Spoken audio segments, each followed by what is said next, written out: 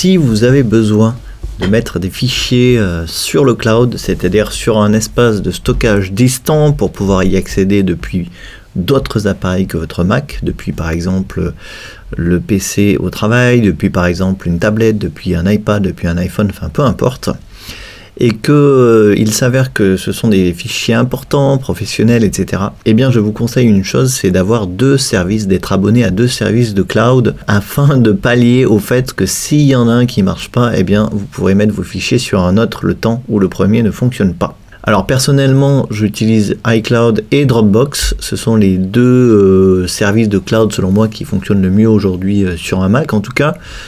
Et vous pouvez en prendre au moins un des 2 de payant si vous avez beaucoup de fichiers à mettre sur le cloud et l'autre en version gratuite.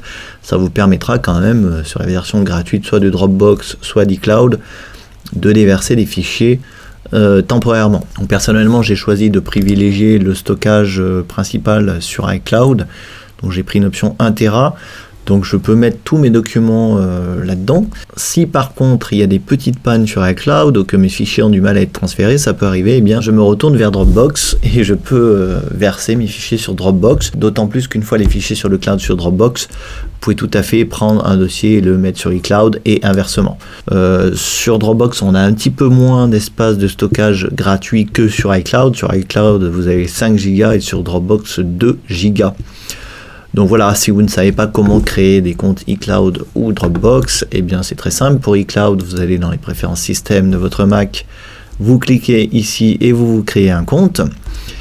Et pour Dropbox, eh bien c'est très très simple. Il suffit d'aller sur internet, vous tapez Dropbox dans Google, vous allez sur le site de Dropbox, vous téléchargez ici l'application, vous vous inscrivez gratuitement et ensuite, une fois l'application téléchargée, vous allez lancer l'application Dropbox ici dans votre dossier application.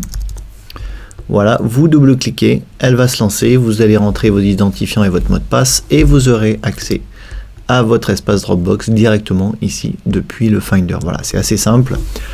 Et du coup, vous pourrez accéder à tous ces fichiers, évidemment depuis votre Mac, puisque tous les fichiers que vous mettez sur Dropbox sont bien physiquement sur votre Mac, mais ils seront accessibles également sur Dropbox.com à partir du moment où vous vous connectez sur votre compte Dropbox depuis n'importe quel navigateur, depuis n'importe quel ordinateur. Et évidemment, c'est la même chose pour iCloud.